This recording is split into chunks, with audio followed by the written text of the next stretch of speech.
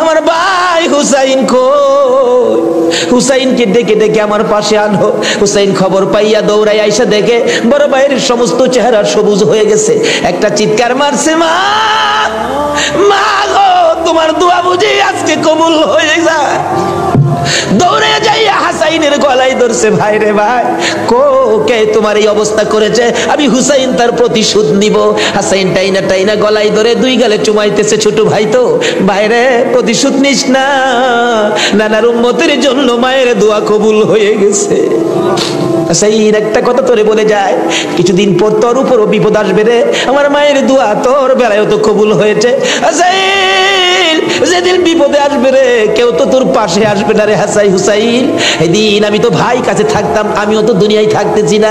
হুসাইন রে, বেশি বিপদে পড়ে যখন কলিজার মধ্যে অশান্তি লাগবে, দুনিয়ার কাউরে ডাকিস না, নানা নানা কইয়া ডাকিস, কলিজায় শান্তি পা। হাসাইন দুনিয়ার থেকে বিদায়। জি চক্রান্ত করে হুসাইনকে কিভাবে মারা যায়, হাসাইনকে মদিনায় ফালাইয়া, হুসাইনকে তো মদিনায় মারা যাবে না, চক্রান্ত করে ইবনে জিয়াদকে ডাক দিলেন। কুফা নগরীর গভর্নর, তুমি একটা কাজ করো, আমি ডাকলে তো আসবে না, কুফা নগরীর মানুষ দিয়া তুমি ডাইকা নিয়ে আসো হুসাইনকে কুফায়। কুফায় আনার পর হুসাইনকে আমরা শেষ করে দিব, আর আমাদের পথের কাটা থাকবে না। ইবনে জিয়াদ বলেন, কথা তো রাইট, চিঠি পাঠাও। চিঠি পাঠাইতে পাঠাইতে 40,000 চিঠি মদিনায় পাঠাইছে। হুসাইন চিঠি দেখে মুরব্বীদের কি বলতেছেন, চিঠি আসছে কুফায় যাইতে, যাবো কিনা বলেন। মুরব্বীরা চিঠি দেখে বলেন, হুসাইন রে, কুফার চিঠির রং ভালো দেখা যায়, কুফার তরবারির ব্যবহার ভালো হবে না। হুসাইন, আমরা অন্তত পক্ষে তোমাকে যেতে দিব না, হাসাইনের ব্যথাই তো আমরা বলতে পারি না, তোমাকে যেতে দিব না। 40,000 চিঠি, বলুন কয় হাজার চিঠি? মুরব্বীরা বলে, এত চিঠি আছে, দাঁড়াও দেখি একটু পরামর্শ করে। একটা মিটিং করলেন, হুসাইনের পক্ষ থেকে কুফায় তোমরা কে যাইবা? আমাদের নিজেদের লোক যায়, হুসাইন পক্ষ থেকে একটা লোক কুফায় যায়, নিজেদের লোকের কোনো খবর যদি পায় তাহলে আমরা হুসাইনকে যেতে দিব, ও তাদের কথায় হুসাইনকে দেব না, আমরা নিজেরা পরিবেশ বুঝবো। কে যাইবা? একজন লোক দাঁড়াইলেন, ইতিহাস বলেন, যার নাম হলো মুসলিম বিন আকিল। মুসলিম বিন আকিল দাঁড়ায় বললেন, আমি যাব হুসাইনের পক্ষ থেকে। তার দুইটা বাচ্চা ছিল, মোহাম্মদ ইব্রাহিম, সোনার পুতুলের মতো দুইটা বাচ্চা, ছোট ছোট। বলে, আব্বা আপনি যদি চলে যান তাহলে আমরা তো মা নাই, আমরা কার কাছে থাকবো? তাদের মা মারা গেছে, কই থাকবো আমরা? তাইলে তোমরাও চলো। 3 জনের কাফেলা করে কুফা নগরীতে গিয়ে পৌঁছলেন হুসাইনের পক্ষ থেকে। হুসাইনের পক্ষের লোক পায়া কমপক্ষে 30,000 লোক হুসাইনের নামের উপর মুরিদ হইলেন, বাইয়াত গ্রহণ করলেন। ভাই সাহেব, বাইয়াত মুরিদ হওয়া সুন্নাত রাসূল। আবার কেউ কেউ আছে মুরিদ বাইয়াত লয়া টিটকারি মস্কারি করে, বুঝে না ভাই সাহেব। পীরের কাছে মুরিদ হবেন, কত মজার খেলা যে খেলে, আল্লাহর ওলির আল্লাহর সাথে কত খেলা যে খেলে। আল্লাহ কয়, এই তানো ফতোয়া লাগাইস না, মাস্তা লাগাইস না, এটা আমার খাস বান্দা, খাস জায়গাত কোনো দলিল লাগে না। জোরে জোরে খান সুবহান। এক আলেম গেছে মুরিদ হইতো, হক্কানি এক পীর সাহেবের কাছে, এক আল্লাহর ওলির কাছে গিয়া, হুজুর মুরিদ হইতে আইছি। আলেম কইতেছে, বাবা মুরিদ যে হইতে আইছো, মুরিদ হইলে তো পীরের কথা মানুন লাগে। হুজুর পীরের কথা তো মানতে হবে, মানবো। তাহলে শুনো, আজকে তুমি এশারের নামাজটা পড়তে পারবা না। আচ্ছা, এই কথা কইলে কি আপনারা মানবেন? হগল পীরে কয় নামাজ পড়তে হইব, আপনি কোন নামাজ পড়তে পারবে না। আরে বাবা, সব সময় তো তুমি পড়বা, আজকের এশারের নামাজটা খালি তুমি বাদ দিবা। অন কেন কইছে? এটা তো শরীয়ত আর বুঝে না, কিন্তু মারফতলা তো জানে এর মধ্যে কিছু আছে। বলবো ভাই সাহেব, কষ্ট হইতেছে আপনাদের? হুজুর কোন কি? হ্যাঁ, আজকে এশারের নামাজটা পীরের কথা মানবা না? তা তো মানতে হবে। আচ্ছা ঠিক আছে, বাড়িতে যার কয় নামাজ যদি বাড়িতে পড়ে লাই, আপনি কি হুজুর দেখবে? আমি তো সেই। আচ্ছা, যে বেটা পীর হয়েছে, এই বেটা কি খবর রাখে না? রাখে না? এই চিটাগাঙ্গের পীর আমরা ভৈরবের খবর রাখতে পারে না? বুঝে আসে না? যেমন সহজে বুঝতে গেলে একটা ঘটনা বলতে হয়, বলবো? আপনারা কচ্ছপ চিনেন? আপনারা কি করেন? এটা আরো কোনো নাম আছে? কচ্ছপ কয়, কাসিম কয়, আমাদের এলাকায় কাঠটাও কয়। কাঠটা, কসম, কাঠটিম যা আছে সব ঘুরে গেরা জিনিস একটা, ওই কি কর? এই কাঠটা নাকি, কচ্ছপ নাকি বর্ষাকালে পানির সাথে গ্রামে গঞ্জে, গ্রামের বাড়ি ঘরে যায় পানির সাথে আশ্রয় নেই, আসার সময় মাটির নিচে ডিম পাইরে আসে। কথাটা কি বুঝাইতে পারতেছি? মাটির নিচে ডিম পাইরে আসে, আসার সময় ডিমেরে বইলে আসে, তোর জেডার সাথে আই পড়িস। কার সাথে আইতো? জেডা হইলো জ্যৈষ্ঠ মাস, জ্যৈষ্ঠ মাসে প্রচন্ড বৃষ্টি হয়, তো বৃষ্টির পানিতে মাড়ি কাইটা যা, মাড়ি কাইটা গেলে ডিম ভাইরিব, বাচ্চা ফুটবো, এই কয়ে দেয় যে তোর যারার সাথে আই পুরিস। এই 3.5 মাইল দূরে ডিম পাইরা বইলে আইছে যারার সাথে আই পুরিস। ডিম তো ফুটতেই তো না। 3.5 মাইল দূরেতে আপনাদের কর্ণফুলী নদীর থেকে গিয়া ওই মাঝে মাঝে 3.5 মাইল ভিতরে ডিমের দিকে শীষ ধরে। 3.5 মাইল দূরের থেকে একটা কচ্ছপ যদি ডিমের উপরে তা দিয়া ডিমের বাচ্চা ফুটাইতে পারে, আল্লাহর বন্ধুরা 3500 মাইল দূরে থাকলেও একটা মুরিদের দিকে এই নজর দিতে পারবে কিনা কোন তো? 3.5 মাইল দূরেতে ডিমের দিকে তা দেয় শীষ ধরে, এই তাই ডিম ফুইটা জ্যৈষ্ঠ মাসও জাড়ার লগে পানির সাথে বাইসাই। এই ক্ষমতা আল্লাহর ওলিদের আছে কিনা বলুন তো? এটা কে দিছে? আরো জোরে কোন? সে আল্লাহর ওলি বলছেন, বাবা আজকে এশারের নামাজটা পড়িস না, যা। যার কয় হুজুর পড়তাম না, তো কইলেন আপনার সাথে বাড়িতে গিয়ে পয়রা লাইলে কি আর আপনি দেখবেন? আল্লাহর ওলি দেখবে কিনা? বাড়িতে গিয়ে কয় হুজুর কইছে নামাজটা ছাইরা দিতাম, হুজুরের কথা তো মানতে হবে, একবারে সব না ছাইরা খালি ফরজটা পড়া লাই, একবারে কেমনে বাদ দিলাই, সারা জীবন নামাজ পড়লাম, আজকে নামাজটা কেমনে বাদ দিলাই, শুধু ফরজটা পইরা ঘুমাই রইছে। রাত্রে নবীজি আইসা ডাকতেছে, কিরে আজকে আমার সুন্নত ছাইরা দিলি? পীরের কথা হই না কি করলাম, আফসোস। অথচ কোন খেলা খেলাইছে এটা গেলাম এখনো বুঝছে না। সকালবেলা ফজরের নামাজ পড়া মনের দুঃখ খুলে যাইতেছে পিসাবের কাছে। পিসাব দূরে থেকে কয় কি ফেস বুঝি লাগছে, তাহলে বুঝা গেল খবর পিসাবের কাছে। হুজুর আর কথা কইেন না, আপনি না করছেন নামাজ পড়তাম, কত তুই বেটা নামাজ পড়ছস কে? আর কই কি আমি নামাজ পড়ছি না পড়ছি আপনি জানেন কেমনে? বেটা খালি সুন্নতটা বাদ দিছস, তোর খেয়াল নাই ফরজটাতে পড়ছস, আমি কি জানি না মনে করছস? হুজুর ফাইরে লাইছে, হুজুর কি ফেস হইছে জানেন কি? আমি খালি আপনি তো কইছেন নামাজ পড়িস না, একবারে কেমনে বাদ দেই, আমি ফরজটা পড়ে ঘুমাই রইছি, সুন্নতটা পড়ি নাই। এই জন্য রাত্রে আইসা হুজুর আমারে ডাকতেছে নবীজি, কি রে আজকে আমার সুন্নত বাদ দিলাইলি হুজুর, এই সর্বনষ্ট হইছে। নবীজি এসে ডাকতেছে, আল্লাহর ওলি কই বেটা এইটা লেগিতে কইছিলাম, আজকে যদি ফরজটা সহ ছাইরা দিতে, আজকের নামাজটা খালি ছাইরা দিতে, সুন্নতটা বাদ দিও না, নবীজি আইসা তোরে ডাকতেছে, যদি ফরজটাও বাদ দিতে আমার কথায় আমার আল্লাহ আয়া তোরে ডাকলো। ভাই সাহেব এটা বুঝতে গেলে শরীয়তের মাদ্রাসার পরে মারিফতের মাদ্রাসায় ভর্তি হতে হবে।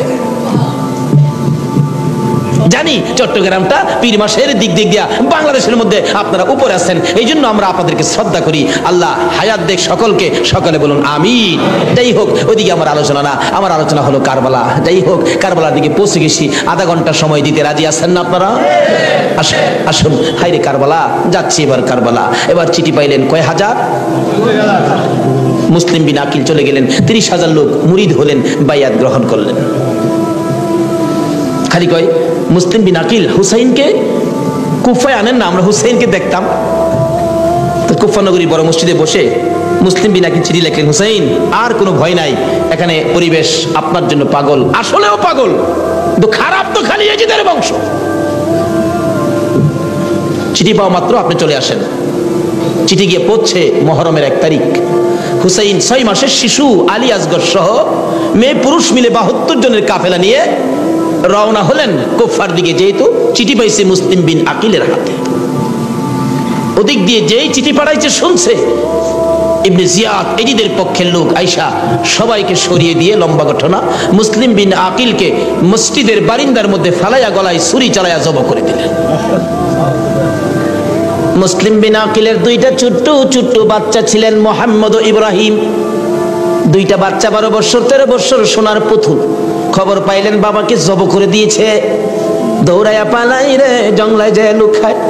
2 ভাই পরামর্শ করে, আমরা 2 ভাইকে যদি ধরতে পারে রে আমাদেরকেও জব করে ফেলবে, বাচ্চা মানুষ। এদিকটা ঘোষণা হলো মোহাম্মদ ইব্রাহিম মুসলিম বিন আকিলের 2টা সন্তান যদি মদিনায় চলে যায়, খবর দিবে হুসাইন তো আসবে না, 2টা ছেলেকে যে ধরে দিতে পারো 10,000 টাকা পুরস্কার। আমাদের হিসাব বললাম, লোকেরা তরবারি নিয়ে ঘুরতেছে মোহাম্মদ ইব্রাহিমের তালাশে। ওই 2টা বাচ্চা পূর্ণিমার চাঁদের মতো চেহারা, সারাদিন লুকাইয়া থাকে, রাত্র হলে মরুভূমির পথ দিয়ে দৌড়ে আর কান্দে আর ডাকে, মদিনার পাখিরা রে মদিনার খবর, একটা খবর নিয়ে যা, কুফা নগরীর অবস্থা ভালো না, আমাদের বাবা মুসলিম বিন আকিলকে কুরবানি করে দিয়েছে, আমরা দুই ভাইকে খুঁজতেছে, রাস্তা পাই না, কোথায় যাব, হুসাইন যেন কুফায় না আসে, খবর নিয়ে যাও। এভাবে একদিন এক রাত, 2 দিন 2 রাত, 3 দিন পার হইয়া 3 রাত্রের বেলা দুইটা ভাই একটা খেজুরের বাগানের মধ্যে বসেছিল, রাত্রে দৌড়াবে মদিনায় যাবে, কিন্তু পেটের খিদা, পানির পিপাসা, আর হাঁটতে পারে না। ছোট ভাইটা বড় ভাইয়ের গলায় ধরে কাঁদতেছে, ভাই কলিজা শুকাইয়া গেছে রে, একটা কাজ সামনে যাইতে পারবো না। দুইজন গলাগুলি করে খেজুরের বাগানের মাঝখানে ঘুমিয়ে গেছে। এই খেজুরের বাগানের মালিকের নাম ছিল হারেস। হারেস নিজে ও তরবারি লইয়া ঘুরতেছে। সকালবেলা হারেসের বিবি যাই বাগান দেখবে, যাইয়া দেখে বাগানের মাঝখানে সাপ বিচ্ছুর ভয় থাকে, কিন্তু এই ভয়ের মাঝখানে দুইটা পূর্ণিমার চাঁদের মতো সন্তান ঘুমাইয়া রইছে। আস্তে আস্তে কাছে যাইয়া ছোট্ট ভাইটার মাথায় হাত দিলে, চোখ খুলে দেখি কুফার মহিলা, চিৎকার মারছে, ভাই গো আর ঘুমাইস না, কুফাবাসী আমরার খবর পেয়ে ফেলছে, মদিনায় বুঝি আর যাওয়া হবে না। তুমি আমার মা লাগো, আমার মা নাই, বাবা নাই, আমরা মদিনার সন্তান, আমরা মদিনার আওলাদ, কুফাবাসীর কাছে আমাদের খবর দিও না। মহিলাটা বলতেছেন, মহিলাদের মায়া বেশি, আয় বাবা তোমাদের তালাশে, আমার স্বামীও ঘুরতেছে, এখানে থাকলে কেউ না কেউ তোমাদেরকে দেখে ফেলবে, আসো আমার বাড়িতে নিয়ে লুকাইয়া রাখি, সন্ধ্যা হলে আমি নিজে মদিনায় লইয়া যাইব। মা বোনেরা, এমন একটা ভালোবাসা দাও না গো এই মহরমের চাঁদে। সন্ধ্যা হইবার আগে বাচ্চা দুইটা রান্না করে রাখছিল। ছোট্ট ভাইটা ঘুম থেকে উঠে বসে বসে কান্দে, মা মা কই। বড় ভাইটা ঘুম থেকে উঠে ডাকে, কান্দিস না রে, কান্দার আওয়াজ শুনলে আমাদের জীবন থাকবে না। এমন সময় হারেস দৌড়াই আসছে ঘরের মধ্যে খানা খাওয়ার জন্য। খানা খাইতে বসে ডাকতেছে, বিবি গো জলদি করে খানা দে, কে জানি পুরস্কারের বাগি হইয়া যায়। এমন সময় রান্নাঘরে কান্দার আওয়াজ শুনলে ডাকতেছে, বিবি রান্নাঘরে কে কান্দে? বিবি বলেন, তোমার ঘরে নয়, অন্য ঘরে কান্দে। বিবি রে, আমার ঘরে কান্দার আওয়াজ শোনা যায়। বিবি মিথ্যা কথা কোস, আমার ঘরে কান্দা। বিবি বলেন, তোমার ঘরে নয়, কুফাবাসীর সন্তানেরা কান্দে। হারেস বলেন, বিবি রে, কুফাবাসীর কান্দা এত সুন্দর না। বাসন ধাক্কা দিয়ে সরাইয়া তরবারিটা লইয়া ওইটা দাঁড়াইলে বিবি পিছন দিয়ে আনজে ধরেছে, স্বামী আর সামনে যাও না, হে মদিনার ময়নাদের গলায় ছুরি দিও না। তোমার যদি মারতে চাই গো স্বামী, আমার গলাটা পেতে দিলাম, আমার গলাটা কাইটা দাও। না না, মানবো না। দৌড়ে যাইয়া রান্নাঘরের দরজায় দাঁড়াইয়া দেখে দুইটা পূর্ণিমার চাঁদ উদয় হইয়া রইছে। তরবারিটা দেখে ছোট্ট ভাইটা চিৎকার মারছে, বাবা গো খইয়া। বড় ভাইটা কান্দে, কান্দিস না, আমার বাবা গেল যেইভাবে রে, আমরাও যাইব সেইভাবে। এইভাবে যারা জীবন দিয়েছে সেটাই হলো আমার আল্লাহর রাস্তা। দুই ভাইকে ধরে মুরগির বাচ্চার মতো শেষরাইয়া বাহির করে যাইতে যাইতে যাইতে যাইতে একটু পরে পরে ছোট্ট ভাইটা জিগায়, হারেস রে, আমরা মেরে ফেলবে রে, মারিস নাই, আমরার মা নাই, আমরার বাবা নাই।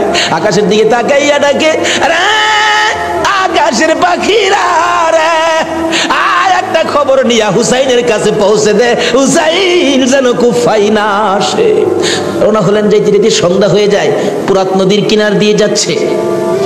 হারেস ভাবতেছে, দুইটা সন্তান, দুইটা ছেলে জীবিত যদি নিয়ে যায়, আমার চেয়ে শক্তিশালী কেউ আয়সা যদি আমার কাছ থেকে নিয়ে যায়, পুরস্কার আমি পাবো না, বরঞ্চ জব করে দুইটা মাথা খালি নিলেই তো হয়। দুইটা ভাইকে জব করার জন্য প্রস্তুতি নিলে ছুরির দিকে তাকাইয়া তাকাইয়া বাচ্চারা কান্দে। ছোট্ট ভাইটাকে জমিনে শোয়াইছে, গলাটা কাটবে, লাফ মেরে উইটা গেছে। বড় ভাইটাকে শোয়াইছে, উইটা গেছে। আবার জোর করে জমিনে শোয়াইয়া ছোট্ট ভাইটাকে বুকের উপর পাড়া দিয়া ধরছে, মাথার মধ্যে চাপা দিয়ে ধরে গলাটাই ছুরি চালাবে, ছুরির নিচে তাইকা কাঁদতেছে, হুসাইন আইসো না গো, কারবালায় আইসো না, এই কুফা নগরীতে আইসো না, কুফার মানুষের তরবারির ব্যবস্থা ভালো না। গলা কেটে দিলেন বড় ভাইটারে, গলা কেটে দুইটা ভাইকে দুই দিকে ধাক্কাইয়া পুরাত নদীতে ফেলে দিলেন, মাথা ছাড়া বডিখানি ফেলে দিয়ে মাথা রুমালের প্যাকেট করে রওনা হলে শুনে পিছন দিয়ে আবার ডাকতেছে, হারেস রে, আমরা দুই ভাইয়ের মারিস না।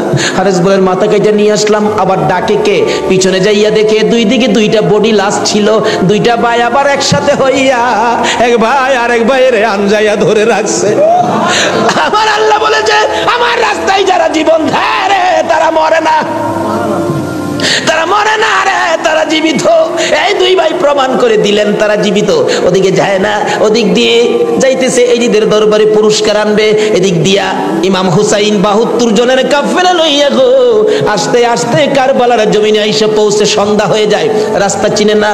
হুসাইন বলেন তাবু গাড়ো, সকালবেলা কুফার দিকে রওনা হবো। তাবু গাড়তে গেলে জমিনে কূপ দেয়, মাটির থেকে রক্ত বাহির হয়। গাছের ডালে আঘাত করে, গাছের ডাল থেকে রক্ত বাহির হয়। সঙ্গীরা বলেন হুসাইন ব্যাপারটা বুঝতে পারতেছি না। হুসাইন বলেন রাখো রাখো, এখানে গিয়ে কি কাউরে পাই কিনা জিজ্ঞেস করলেন এই জায়গাটার নাম কি। একজন লোক বলেন আপনারা কোত্থেকে আসছেন? আমরা মদিনার থেকে আসছি। এই জায়গাটার নাম কি? জায়গাটার নাম কারবুলা। হুসাইন একটা চিৎকার মারছে, সঙ্গীরা রে তাবু গাড়ো। আমার নানা বলেছে রে, নানার উম্মতের জন্য আমি হুসাইন কারবালাই নাকি শহীদ হব। মুহররমের 7 তারিখ তাবু গাড়লেন। সন্ধ্যা হইলে তাবু গাড়লে রাত্র শেষ হওয়ার আগে 4000 এডিদি শুনলো নিরস্ত্র মুসলমানের চারপাশে ঘেরাও করেছে। আজকে সেই নিরস্ত্র মুসলমানের উপর ইরাকের জমিনে বলুন তো আক্রমণ হচ্ছে কিনা? সকালবেলা ডাকে হুসাইন যুদ্ধ করো। হুসাইন বলেন আমি তো যুদ্ধ করতে আসি নাই, বেড়াইতে আসছি। এই যে দেখো চিঠি পাই আসছি বেড়াইতে, কোনো কথা মানবো না, যুদ্ধ করো। একদিন 2 দিন 3 দিন পার হইয়া মুহররমের 9 তারিখ দিবাগত 10 তারিখের রাত্রে শেষ চিন্তাধারা।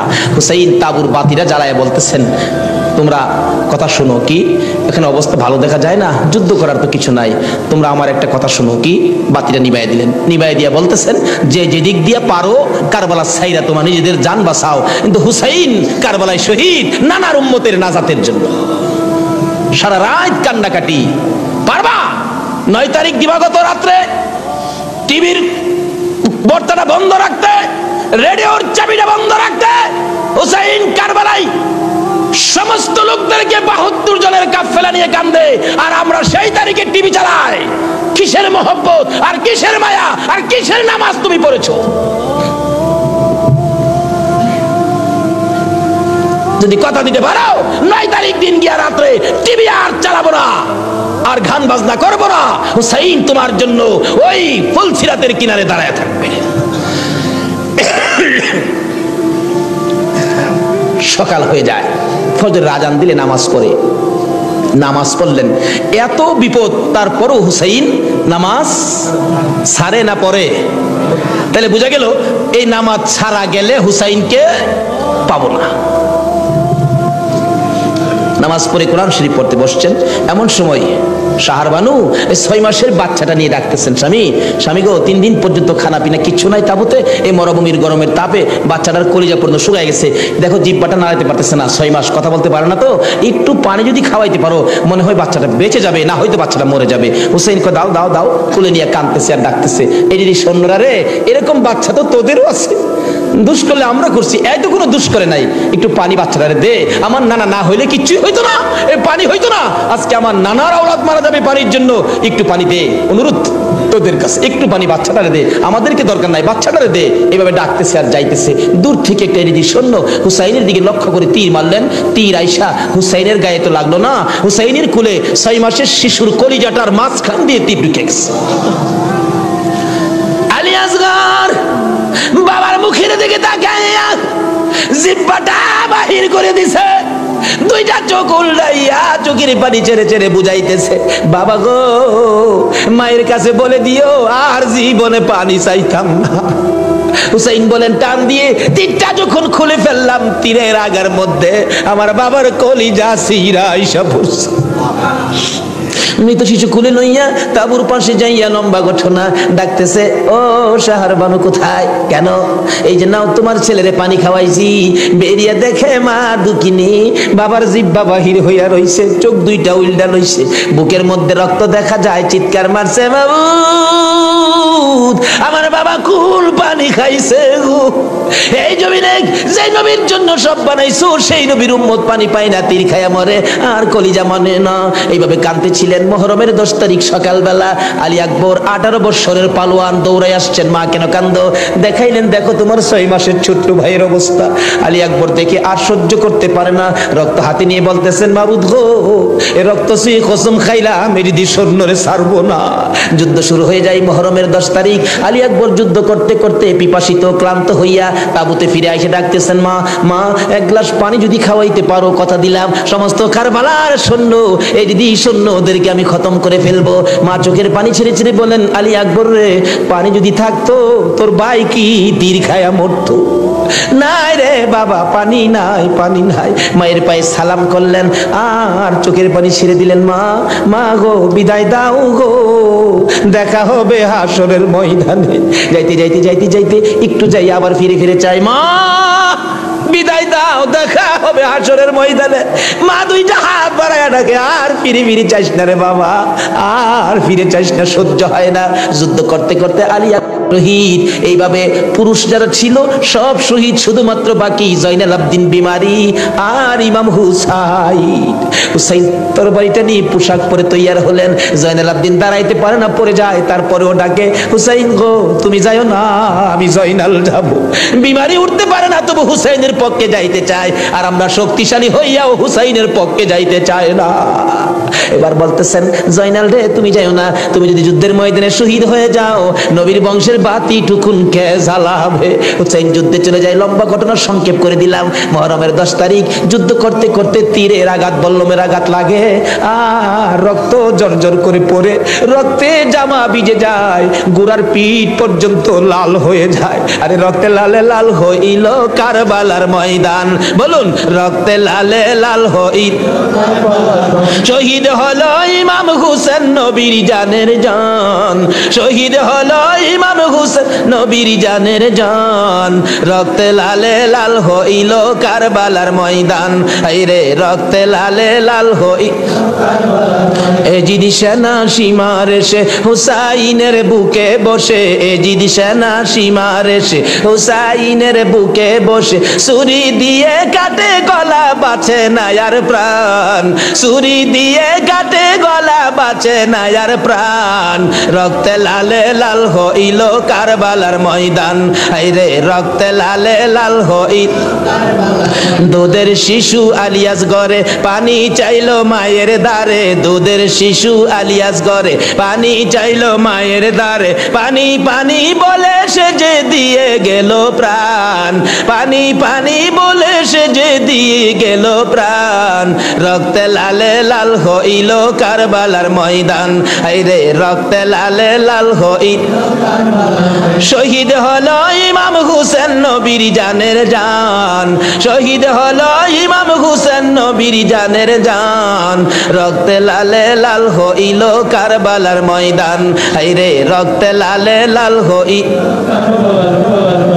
বলতেছিলাম হুসাইন সমস্ত শরীর থেকে রক্ত ঝরে ঝরে দুর্বল হয়ে যায়, পানির পিপাসিত ক্লান্ত হইয়া গোড়ার থেকে নেমে যায়। পুরাত নদীর কিনারে যাইয়া একটু পানি হাতে নেয় খাওয়ার জন্য, হাতে নেয় পানি হয়ে যায় রক্ত। হুসাইন কান্দে মাবুদ গো, আমার নানা না হইলে কিছু হইতো না, আমার নানা না হইলে জগতের কিছু হতো না, পানিও হতো না। আজকে নানার বংশ নানার আওলাদ পানি পায় না, আমি হুসাইন পানি খাবো না। এবার দৌড়া যাইয়া আবার চাইলেন গোড়ার উপরে উঠবো, যুদ্ধ করবে। হুসাইন গোড়ার উপরে উঠতে চায়, শরীর দুর্বল, গোড়ার উপরে উঠতে পারে না, বারবার চেষ্টা করে উঠতে পারে না। অবশেষে গোড়ার উপরে পিঠটার মধ্যে হাতটা দিয়ে মাথাটা ফালাইয়া কাঁদতেছে, বাবু আমার নানার উম্মতের জন্য মায়ের দোয়া বুঝি কবুল হয়ে গেছে। বহু চেষ্টা করলেন, গোড়ার পিঠের উপরে আর উঠতে পারে না। দৌড়া এসে সীমার ধাক্কা দিয়ে জমিনে ফালাইয়া বুকের উপর চড়ে বসছে। হুসাইন বলেন সীমার রে, আমার নানা বলেছে রে কারবালায় শহীদ হব, আমার নানার উম্মতের মুক্তি পাবো। সীমার আজকে জুমার দিন আমার 2 রাকাত জুমার নামাজ পড়ার সুযোগ দে। ও নবীর উম্মতেরা, নবীর আশিকেরা, হুসাইনের আশিকেরা গো, এই 2 রাকাত নামাজ জুমার নামাজ ছাইরো না, আমার নবীর শাফায়াত নসিব হবে না। রক্ত রক্তে লাল হইয়া যদি হুসাইন 2 রাকাত জুমার নামাজ পড়তে পারে গো, আজকাল থেকে কথা দিতে হবে জীবনে কোনোদিন জুমার নামাজ ছাড়তে পারবা না। জুমার নামাজ আদায় করতে সময়টুকুন দিলে নামাজ শুরু করে দিলেন, রুকু সিজদার কাজ শেষ করে তাশাহুদে বসে সালাম ফিরানের আগ পর্যন্ত কাছাকাছি বসে বসে এই যে সৈন্যরা নামাজের ভিতরে প্রত্যক্ষদর্শীরা বলেন এক একটা করে তীর মারে হুসাইনের গায়ে। ডান দিক দিয়ে যদি তীরটা মারতো বাম দিক দিয়ে বেরিয়ে যাইতো, সামনে দিয়া মারলে পিছন দিয়া বেরিয়ে যায়, এই কিসিমের তীর গো। নামাজের ভিতরে বাহুতুরটা তীর লাগাইছে। হুসাইন সালামটা ফিরাইয়া নানা গো কইয়া কালতে কালতে জমিনে গড়াগড়ি শুরু করে দিলে নিষ্ঠুর পাষাণ এই যদি সৈন্যের সীমার গলা কাইটা মাথা আলাদা করে নিয়ে গেছে। হুসাইন শহীদ হয়ে যায়। ওদিকে দিয়ে ডাকতেছে। মুহররমের 10 তারিখ সন্ধ্যা যখন হয়ে গেল, উম্মে সালমা বলেন আমি মাগরিবের পর থেকে শুনতেছি নবীর রওজার চারপাশে কে যেন হাউ মাউ করে কাঁদতেছে। মনে বড় অশান্তি, কিসের কান্দার আওয়াজ? দৌড়ায় যাইলাম, যাইয়া দেখি কোনো মানুষ দেখি না, কে যেন কান্দে। এসারের নামাজ পড়ে আমি উম্মে সালমা ঘুমের ঘরে ঘুমিয়ে গেলাম। এমন সময় দেখি আল্লাহর বন্ধু কাঁদতে কাঁদতে কোত্থেকে যেন আসতেছে। কাছাকাছি আসার পরে দেখি আবার রাসূলের গায়ে রক্ত মাখা মাটি দেখা যায়। উম্মে সালমা বলেন হুজুর কেন কান্দেন রক্ত মাখা মাটি শরীরে লইয়া? আমার নবী বলেন উম্মে সালমা রে বোতলের মাটির দিকে তাকাইয়া দেখ, বোতলের মাটির অবস্থাগুলো দেখ। উম্মে সালমা বলেন তাকাইয়া দেখি বোতলের মাটি লাল হয়ে গেছে। আবার রাসূল বলেন উম্মে সালমা রে আমার হুসাইন কারবালায় নাই রে, কারবালায় না। উম্মে সালমা বলেন প্রশ্ন করলাম ইয়া রাসূলুল্লাহ হুসাইন তো কারবালায় শহীদ, আপনার রওজার পাশে কাঁদলো কে জানতে চাই। আমার নবী বলেন আরে উম্মে সালমা আমার হুসাইন যখন কারবালার জমিনে তীরের আঘাতে নানা কইয়া ডাক মারছে রে, আমি নবী রওজার থেকে বাহির হইয়া দৌড় মারছি। ওই সময় রহমতের ফেরেশতারা আমার রওজার পাশে বসে বসে কাঁদছে। আমি কারবালায় যাইয়া দেখি আমার হুসাইন তীরের আঘাতে রে নানা নানা কইয়া গড়াগড়ি করে আমি হুসাইনকে আনজায়া ধরেছি। হুসাইন তীরের আঘাতে যতটা গইর দিছে রে আমি রাসূল হুসাইনের সাথে ততটা গইর কারবালার জমিনে দিয়েছি। এই হুসাইনের রক্ত কারবালার মাটিতে পড়েছে, এই রক্ত মাখা মাটি আমি নবীর গায়ে লাগছে। এই উম্মে সালমা জানাইয়া দিস রে এই রক্ত মাখা মাটি আমি রাসূলের কাছে জমা থাকবে। আসরের জমিন যেদিন কায়েম হবে আমি আমার মাওলার দরবারে হুসাইনের রক্ত মাখা মাটিগুলি তুলে ধরবো। মাবুদ আমার মেয়ে ফাতেমা সন্তান কুরবানি করেছে আমার উম্মতের নাজাতের জন্য। এই যে দেখো হুসাইনের কারবালার রক্ত মাখা মাটি তুলে ধরলাম, আর ফাতেমা হুসাইনের মাথাটুকু লইয়া দাঁড়াইয়া বলবে আমি হুসাইনের মাথাটুকু তুলে ধরলাম। মাবুদ গো এর বিনিময়ে আমার বাবার উম্মতের মাফ করে দাও। নারে তাকবীর, নারে রিসালাত, নারে গাউসিয়া, হায়াতুন নবী, জিন্দান নবী, নূরুন নবী, আলে সুন্নাত ওয়াল জামাত, আল্লামা তাওয়াজ্জুল হোসেন সাহেব। ভাই সাহেব এই যদি হয় হুসাইনের রক্ত আমাদের নাজাত, এই যদি হয় ফাতেমার সন্তান কুরবানি করে আমাদের জন্য, রাসূল যদি এত কষ্ট করে আমাদের জন্য, এই আহলে বায়তের মহব্বত আমাদের কাছে থাকা দরকার আছে কিনা বলুন তো? তাদের আলোচনা তাদের জীবনে আমাদের প্রত্যেকের অন্তরে রাখা দরকার আছে কিনা বলুন তো? আল্লাহ আমাদেরকে আজকের মাহফিলে সে বুঝটুকুন দান করে দেখ, সকলে বলুন আমিন। 2 ভাই দৌড়ায় আসছে, কোনটা নিবা? জিবরাইল মানুষের বেশ ধরে ডাকতেছে কোনটা নিবা? হাসাইন বলেন আমারে সবুজটা দেন, সবুজটা দেন। হুসাইন বলেন আমারে লাল জামা দেন। দুইজনে জামা হাতে নেয় আর বাড়ির ভিতরে রুমের ভিতরে মা ফাতেমার কলিজা দরফর শুরু করছে। মনাদাত শেষ করে বাহিরে আসেন, কেন আমার কলিজা দরপর করে? এমন সময় 2 সন্তান 2টা জামা লইয়া মায়ের সামনে হাজির। মা দেখো কত সুন্দর জামা দর্জি আমাদেরকে দিয়ে গেলেন। ফাতেমা একটা চিৎকার মারছে, সন্তানেরা রে জামা গায়ে লাগাইস না, কেন জানি আমার কলিজা দরপুর করে রে, এই জামার মধ্যে কি হাকিকত রয়ে গেছে আমার বাবার কাছে জানতে হবে। দুই জামা লইয়া, দুই সন্তান লইয়া নবীজির কাছে যাইতেছে। এই পাশে জিবরাইল আইসে বলে, হুজুর গো, হাসাইন আর হুসাইন জামা নিয়ে আসতেছে হাকিকত জানার জন্য, আপনি বলে দিয়েন সবুজ জামা হাসাইন নিয়েছে। হাসাইন তো আপনার উম্মতের নাজাতের জন্য কুরবানি দুই ভাইয়ের বেলায় কবুল করেছে আমার আল্লাহ। হাসাইন সবুজ জামা নিয়েছে, আপনার উম্মতেরা হাসাইনকে বিষ খাওয়াইয়া সবুজ করে দুনিয়ার থেকে বিদায় করে দিবে। আপনার আদরের নাতি হুসাইনকে লাল জামা যার হাতে দেখবেন, আপনি মনে করবেন কারবালার জমিনে এ হুসাইনকে বল্লম তীরের আঘাতে লাল লাল করে দিবে।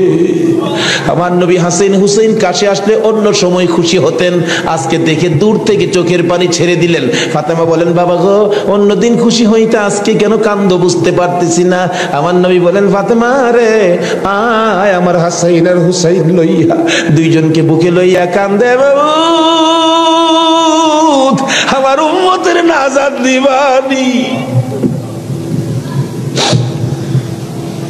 আজকে সেই হাসাইনের হুসাইনের মায়া নাই, সেই নবীর মহব্বত নাই, সেই ফাতেমার জীবনী আমাদের কাছে নাই, আহলে বায়াতের চিন্তা আমরা কেউ করি না।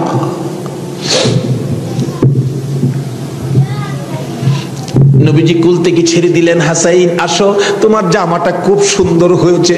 হুসাইনকে টাইনা বুকে ধরে বলেন, হুসাইন রে তোর জামাটাও খুব সুন্দর হয়েছে। জিবরিল বলেন, হুজুর গো, হাসাইনকে তো বিষ পান করাইয়া জোহর খাওয়াইয়া মারবে, হুসাইনের মতের কথা যদি বলি আমি জিবরাইল সইতে পারি না। তো নির্মম ভাবে হুসাইনকে কারবালার জমিনে গো আপনার উম্মতেরা, হারা মুসলমান, হারাও কি নামে না কামে, নামে না কামে, নামে। একটা হলো নামে মুসলমান, আরেকটা আছে কামে মুসলমান। মুসলমানের ভাগ দুইটা, একটা হলো এজিদি মুসলমান, আরেকটা হলো হুসাইনি মুসলমান। আপনারা কোন মুসলমান হবেন? আরো জোরে কোন কোন মুসলমান হবেন? এটা হলো কামের মুসলমান, আর এজিদি মুসলমান হলো নামের মুসলমান। আমার নবী মাবিয়ার ছেলে ছিলেন এজিদ। মাবিয়াকে রাসূল বলেছিলেন, মাবিয়া তুমি কিন্তু বিয়ে করো না। তাহলে বোঝা গেল বিয়ে করলে যে এই বিপদ হবে আমার রাসূল জানতেন। জানতেন কিনা? আরো জোরে কোন জানতেন কিনা? ইমাম সাহেব, আপনাদের ইমাম সাহেব আগে ওয়াজ করছেন, আমার রাসূল যে জানতেন এই ঘটনা সুন্দর করে ওয়াজ করছেন। কোন কোন ভাইয়ের আছে এগুলি আবার যুক্তি তুলে ধরে, রাসূল যদি জানতেনই তাহলে উহুদের জমিনে রাসূল মাইর খাইলেন কেন? যে জানবেন মাইর খাবেন, কিন্তু জান না কেন গিয়ে মাইর খাইলেন? কথাটা কিন্তু যুক্তিসঙ্গত, কি বলেন ঠিক কিনা? আমি এই ভাইকে বলবো, অনেক সময় জান নাও যাইতে হয়। আজকে মনে করেন আপনার বাবার মার্কেট, আপনার বাবা মার্কেট করে দিয়ে গেছে, এটা আপনার পিতৃ সম্পত্তি। অন যদি কিছু মানুষ জোর করে যদি সম্পত্তি দখল করতে চায়, আপনার বাবার সম্পত্তি জোর করে তারা নিবে গা, আচ্ছা আপনার জান থাকবে না যাবে এই চিন্তা করবেন আপনি? এই সম্পত্তি উদ্ধার করতে যাবেন না? উদ্ধার করতে গিয়ে অনেক সময় লোক মারাও যায়, তারপরও কি এই সম্পত্তি কি ছেড়ে দেয় নাকি? এই সত্য উদ্ধার করতে গিয়ে উহুদের জমিনে আমার নবী জানতেন মার খাবে, কিন্তু সত্য উদ্ধার করতে গিয়ে জান্নাও আমার নবী উহুদের জমিনে গেছে। আর যদি জান্না না যাইতো তাহলে আজকে আমরা এই সত্যের নিশান আমাদের হাতে আসতো না। জানে না কে বলছে? জান্নাও নবী সত্য উদ্ধার করতে গিয়েছে। বলতেছিলাম দয়ার নবী, মায়ার নবী বলতেছেন, জিবরাইল আমার উম্মতের নাজাতের জন্য কবুল হয়েছে, কবুল হয়েছে। হাসাইন আর হুসাইন দুই ভাই আঞ্জায়া ধরে দুই গালে চুমায়া চুমায়া বিদায় দিয়েছে। হুসাইনকে কোনদিনই বলতেছেন, হুসাইন হুসাইন, দুই গালে চুমা দেয়, তুমি আমার আমি তোমার। তোমাকে যে কষ্ট দেয় সেজন্য আমাকে কষ্ট দেয়, আর তোমাকে যে ভালোবাসা দেয় সেজন্য আমি রাসূলকে ভালোবাসা দেয়। আজকে হুসাইনের ভালোবাসা এখানে বসা, হুসাইনের অনেক পরে আওলাদে রাসূলকে ভালোবাসা, ইতিহাস খুলে দেখুন, যেই ভালোবাসায় হযরতে জুনায়েদ বাগদাদী রাহমাতুল্লাহ আলাইহি আল্লাহর ওলি হয়েছে, জুনায়েদের জীবনী খুললে পাওয়া যায় জুনায়েদ ইরাকের বাদশার পালিত পালোয়ান ছিলেন। এত বড় পালোয়ান ছিলেন, বাবারে বাবা। ইরাকের বাদশা একদিন বলেন, জুনায়েদ এত খানা তোমাকে খাওয়াই, এত টাকা বেতন তোমাকে দেই, তুমি কত বড় পালোয়ান হইলা, তোমার শক্তি তো আমি দেখলাম না, আমাদের তো দেখা দরকার ছিল। জুনায়েদ বলেন, ঘোষণা দেন না, ইরাকের জমিনে এমন কোন মারপোলা নাই আমাকে কুস্তির মধ্যে পরাজয় করবে, আমি বিজয়ী হব। যদি কেউ পরাজয় করতে পারে বলে দেন 10,000 টাকা পুরস্কার। একটা ঘোষণা সাধারণভাবে আমাদের দেশের হিসাবে দিলাম বুঝার জন্য। বাদশাহ পোস্টারিং করে দিলেন, আমার জুনায়েদকে কুস্তি লড়ে হারাইতে পারলে 10,000 টাকা পুরস্কার দেওয়া হবে। আর ওদিক দিয়ে এই পোস্টার দেখলেন নবীজির আওলাদ, নবীজির বংশের একটা লোক 3 দিন পর্যন্ত বাচ্চাদের মুখে খানা দিতে পারে না, গরিবী অবস্থা, হাঁটতেছে, রোজগারের তালাশে ঘুরতেছে, কোনো রোজগারের বাও হলো না, বাচ্চারা না খাইয়া 3 দিন পার হয়ে গেল। ডাকতেছেন, হাইরে পোস্টার দেখা যায় কুস্তি লইরা জিততে পারলে 10,000 পুরস্কার, আর সন্তানকে যখন খানা দিতে পারি না, আর জীবন রাইখে লাভ কি? কুস্তি লইরা জুনায়েদের সাথে জীবনটা দিয়ে ইলাই, এই মুখ আর সন্তানকে দেখাবো না। যাই বলতেছে, এখানে অফিসে কে আছে? আমি তো জুনায়েদের সাথে কুস্তি লড়বো, হাতির সাথে মশা। কই জুনায়েদ? আর কই? মানুষে কই, মিয়া কুস্তি লড়তে আইছো না মরতে আইছো? জুনায়েদরে দেখছো? কয় না দেখি নাই। দেখে আসো। বাবারে বাবা, কি বেটা, এই নাকি জুনায়েদ? আপনি জুনায়েদ? কহ, আমি তো আপনার সাথে কুস্তি লড়তে আইছি। জুনায়েদকে লড়তে আইছো না মরতে আইছো? আচ্ছা যেটা মরা পরে দেখা যাইব, নাম লেখেন। নাম লেখছে। রবিবার দিন আপনাদের কর্ণফুলী মার্কেটের মাহফিল, আজকে এই দিনই ধরলাম রবিবার দিন, মাঠের মধ্যে হাজার হাজার মানুষ জুনায়েদের মতো পালোয়ানকে কুস্তি লড়ে হারাবে, কুস্তি লড়বে। হ্যাঁ জানি কেমন পালোয়ান। মাঠের মধ্যে নামছে, 3 দিন পর্যন্ত খানা নাই, বাচ্চাদের চিন্তা, হাঁটতে পারে না, হাঁটলে পয়রা যা। মাঠে গিয়ে নামছে, জুনায়েদ তো নামছে হাতির মতো এক পুরুষ। লেফারি মাঝখানে দাঁড়ায়, কয়ে কি আইলো রে, কার সাথে কি? দর্শকেরা কয়ে আমরা কি দেখবো, সময়টাই নষ্ট করলাম, এর সাথে কি খেলবো। এবার দেখা গেল খেলা শুরু হওয়ার আগে লেফারি জিগায়, এদিকে আসেন, আপনি কি লড়তে আইছেন না মরতে আইছেন? কয় আপনি মাতবুরি কম করেন, আপনি লেফারির দায়িত্ব পালন করেন। লড়লে আমি লড়বো, মরলে তো আমি লড়বো, আপনার বাবার কি লো? লেফারি কয় মাপ চাই বাবা, আপনি লড়েন, খুব ভালো করে লড়েন। লড়ার আগে ডাকছে, জুনায়েদ এদিকে আয়, 2টা কথা বলবো, বলো। আমাকে চিনো? জুনায়েদ বলেন, না তো, তোমাকে তো চিনি না। কয় আমি আওলাদে রাসূল। জুনায়েদ, যে নবী না হইলে রে জগতের কিছু হইতো না। আমি সেই নবীর বংশের লোক, আমি সেই আওলাদে রাসূল। জুনায়েদ রে 3টা দিন পার হয়ে যায়, সন্তানের মুখে খানা দিতে পারি না, অসহ্য হইয়া জীবন দিতে আসছি রে জুনায়েদ।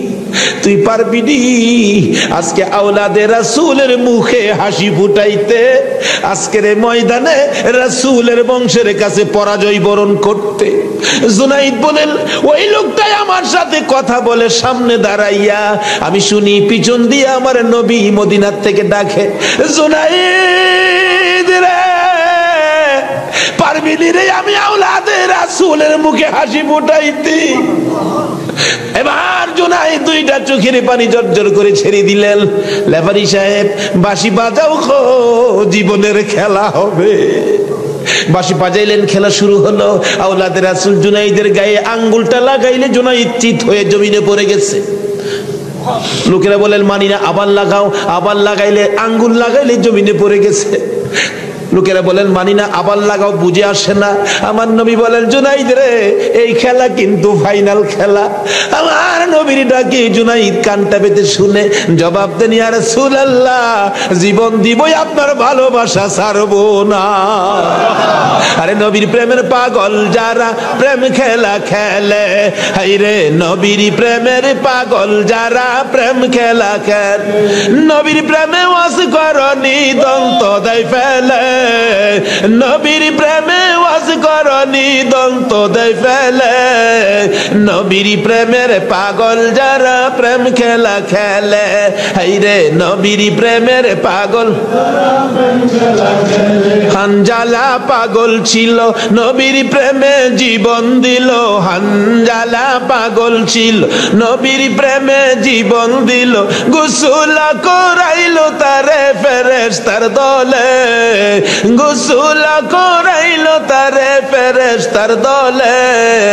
নবীর প্রেমের পাগল যারা প্রেম খেলা খেলে, আইরে নবীর প্রেমের পাগল যারা প্রেম খেলা খেলে। পাগল ছিল আবু বকর প্রেম দরিয়াই দিল সাঁতার, পাগল ছিল আবু আর প্রেম দরিয়াই দিলেন সাঁতার। হাসর মিজান পারি দিবে সেই প্রেমের বলে, হাসর মিজান পারি দিবে সেই প্রেমের বলে। নবীর প্রেমের পাগল যারা প্রেম খেলা খেলে, হাইরে নবীর প্রেমের পাগল। বলতেছিলাম আওলাদে রাসূলের প্রেম আর ভালোবাসায় জুনাইদ খেলার মাঠে জীবন দিয়ে দিলেন, হাইরা গেলেন। জীবনের সকল মান সম্মান বিলীন করে দিয়ে আওলাদে রাসূলের মান বাড়াইয়া দিলেন। লোকেরা বলেন জুনাইদ গো, এ বাদশার দরবারে আর যাইও না, মজার খানা আর পাইবা না, মোটা অঙ্কের বেতন তোমাকে আর দেওয়া হবে না, এ বাদশার কাছে আর যাইতে পারবা না। জুনাইদ মাথাটা নিচে দিয়ে দুইটা চোখের পানি ছেড়ে ছেড়ে ডাকে, রে মাঠের ময়দানের লোকেরা, আমি এই বাদশার দরবারে আর যাইতে চাই না, আমি দুজাহানের বাদশার দরবারে রওনা হয়েছি। জুনাইদ দুইটা চোখের পানি ছেড়ে ছেড়ে বাড়ির ভিতরে ঢুকলেন। লোকেরা জিগায়, জুনাইদ গো, এইভাবে কেন কান্দো বুঝতে পারতেছি না। লোকদের সাথে জবাব দেয়, সঙ্গীরা রে, আমার রাসূল আমারে ডাক দিছে রে, আমি রাসূলের ডাকে কিছু কাজ করেছি, আমার মনে বড় আশায় আমার কাজে রাসূল খুশি হয়েছে কি। জুনাইদ বলেন, এশারের নামাজ পড়ে আমি যখন বিছানায় শুইলাম, একটু পরে দেখি রাসূল আমার ঘরে হাজির। আমার মাথায় হাত বুলাইয়া ডাকে, জুনাইদ রে, নিজের সব বিলীন করে দিলে, আমি নবীর ভালোবাসায়, আমার আওলাদের ভালোবাসায় এত সব শেষ করে দিলে রে জুনাইদ, আমি সইতে পারি না। আয় রে জুনাইদ, আজকের থেকে তুই খালি জুনাইদ না, তোর মাথায় পাগড়ি পরাইয়া দিলাম, আজ থেকে নবীর ভালোবাসার বিনিময়ে তুই আউলিয়াদের মাথার তাজ হয়ে গেছো।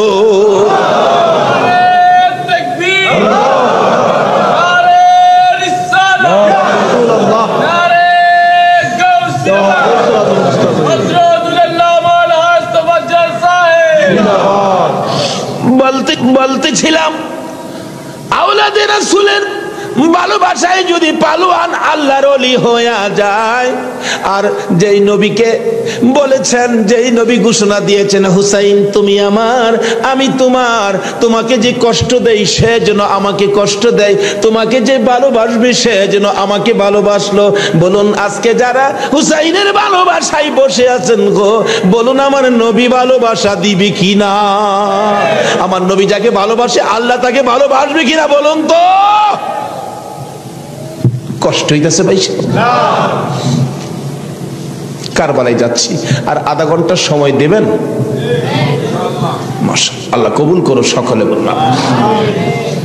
লম্বা ঘটনা, কারবালার ওয়াজ 1 বছর করে শেষ করা যাবে না। আমি সংক্ষেপ করে মেন কথাগুলো আপনাদের সামনে তুলে ধরতেছি। এবার আমার নবী বলেন, ফাতেমা রে, ফাতেমা, আমার 2 নাতিকে নিয়া তুমি ঘরের ভিতরে যাও, আমার কেন জানি কলিজায় আগুন জ্বলছে, আমি হাসান হুসাইনকে দেখলে আমার সহ্য। হাসান হুসাইনকে নিয়ে যখন চলে যাই, আমার নবী কাঁদে। জিবরাইল পাশে দাঁড়াইয়া বলেন, হুজুর কেন কাঁদেন? ও জিবরাইল, আমার 2 নাতি উম্মতের জন্য কুরবানি, হুসাইনের ঘটনায় আমার মন মানে না রে। হুসাইন কারবালার জমিন, এই জমিনটা কই রে জিবরাইল? হে জমিনটা জানি কেমন রে, আমার হুসাইন কোন জায়গাটাই জানি গড়াগড়ি করে কাঁদবে। সঙ্গে সঙ্গে জিবরাইল 1 মুষ্টি মাটি নিয়ে দিলেন, হুজুর দেখেন তো, এই মাটিটা নাকে লাগাইয়া দেখেন কিসের গন্ধ করে। রাসূল নাকে লাগাইয়া চোখের পানি ছেড়ে দিলেন, জিবরাইল রে, এই মাটির মধ্যে দিয়ে আমার হুসাইনের রক্তের গন্ধ করে। হুজুর এই মাটি হইল কারবালার মাটি। লম্বা ঘটনা, মাটিগুলো নিয়ে ভাবতেছেন কি করব। জিবরাইল বলেন, হুজুর কারবালা পর্যন্ত যার হায়াত থাকবে তার কাছে মাটিগুলো রেখে দেন, একটা কাচের বয়ামের মধ্যে যেন রেখে দেয়। যেদিন দেখবে মাটি লাল হয়ে গেছে গো, এদিন মনে করব হুসাইন কারবালায় শহীদ হয়ে গেছে। কারবালা পর্যন্ত যার হায়াত থাকবে তার কাছে দেন। আমার নবী কার হায়াত থাকবে জানে কিনা কোন? আমার নবী উম্মে সালমাকে লক্ষ্য করে ডাক দিলেন, উম্মে সালমা রে আয় আমার পাশে আয়। উম্মে সালমা কাছে আসলে নবীজি দুইটা চোখের পানি ছেড়ে দিলেন। হুজুর ডাইকারলেন, কথা বলবেন, কান্দেন কেন? উম্মে সালমা রে কান্দি রে, কলিজা মানে না, এই মাটিগুলো তোর হাতে দিলাম, রেখে দিও। যেদিন দেখবে এ বোতলের মাটি লাল হয়েছে, এদিন তুমি বুঝে নিবা আমার হুসাইন উম্মতের নাজাতের জন্য কারবালায় শহীদ হয়েছে। উম্মে সালমা বলেন, আমি এই মাটি তখন বোতলের মধ্যে রেখে দিলাম। ওদিকে দিয়ে দয়ার নবী মায়ার নবী দুনিয়ার থেকে বিদায়, চার খলিফা বিদায়, ফাতেমা বিদায়। এইভাবে আস্তে আস্তে আমিরে মাবিয়ার হাতে মদিনার শাসক ক্ষমতা। আমিরে মাবিয়া রাষ্ট্রের প্রধান, বুড়া হয়ে গেছে তো এজিদ। রাসূল বলছিলেন, মাবিয়ারে তুই বিয়ে করিস না, কিন্তু মাবিয়ার এমন এক রোগ হইল, লোকেরা পরামর্শ দিল কবিরাজরা বিয়ে করলে ভালো হয়ে যাবে, কিন্তু রাসূল নিষেধ দিছিলেন বিয়ে করিস না। কিন্তু রাসূল তো জানতেন, কি বলেন, জানতেন কিনা, বিয়ে করিস না, কিন্তু বিয়ে করলেন। জন্ম হলো এজিদ। একটু বুড়া হয়েছে বাবা, এজিদ চক্রান্ত করতেছেন, বাবার ক্ষমতাটা আমার নেওয়া দরকার। কিন্তু এজিদ নবীর কথা মতো, নবীর প্রেম, নবীর ভালোবাসা এজিদের কাছে কখনো ছিল না। লোকেরা বলেন না, এইরকম একটা লোকের কথা আমরা মানতে পারি না, হাসাইনই তো আছে, আমরা হাসাইনকে মানবো। নবীজি ভবিষ্যৎবাণী করে দিয়ে গেছিলেন, আমি দুনিয়ার থেকে বিদায়ের 30 বছর পর হাসাইন ক্ষমতায় আসবে, হাসাইনকে মানুষ ভালোবাসবে, কিন্তু এজিদ হাসাইনকে থাকতে দিবে না। যাই হোক, লম্বা ঘটনা। এজিদ কয় হাসাইনকে কিভাবে শেষ করা যায়, দুইজনই পথের কাটা, একজন হাসাইন একজন হুসাইন, দুইজনকে শেষ করতে পারলেই তো আমার সুবিধাজনক পরিবেশ হয়ে যাবে। কি করব, কি করা যায়? এক কুটনি বুড়িকে এনে বললেন, তুমি কি পারবা হাসাইনকে শেষ করে দিতা? কুটনি বুড়ি কয়, এটা ব্যাপারই না। এমন কিসিমের মহিলা আছে না দেশ, খালি বেজাল লাগাই সংসারে। হাসাইন রাদিয়াল্লাহু তাআলা আনহুর বিবি ছিলেন 4 জন, সকলের ছোট বিবির নাম ছিলেন জায়েদা। জায়েদার হাতে শরবত খাইতেন সবসময়, তার হাতে শরবত খুব সুন্দর হতো আর কি, শরবত খাইতেন। হাসাইন ডাকতেছেন, জায়েদা শরবত দাও। শরবত দিলেন জায়েদা। দেখলো কুটনি বুড়ি জায়েদারে দিয়ে এই কামড়া বানাইতে। হাসাইন শরবত খায়া চলে গেলেন। বলেন, জায়েদা হাসাইন কি তোমার হাতে সবসময় শরবত খায়? প্রত্যেক দিন আমার খুব ভালোবাসে, আমার হাতে শরবতটা খায়, আর কেউর হাতে খায় না, আমার হাতে শরবত নাকি খুবই ভালো। হ্যাঁ। কুটনি বুড়ি কয়, তোমার তো শরবত খায় কিন্তু তোমাকে ভালোবাসে না। কি বলো?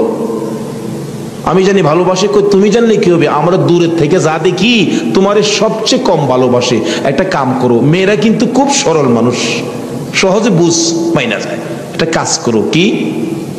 আমি বিষ দিয়া যামু, বিষ খাওয়াইয়া হাসাইনকে মাইরা দাও, এজিদ হবে এদেশের প্রেসিডেন্ট, বাদশাহ, আর তুমি হবে রানী। সহজে বুঝ মানলেন, সরল মানুষ তো। বিষ দিলেন, শরবতের সাথে দিয়ে খাওয়াইলে হাসাইন পিপাসিত, ক্লান্ত।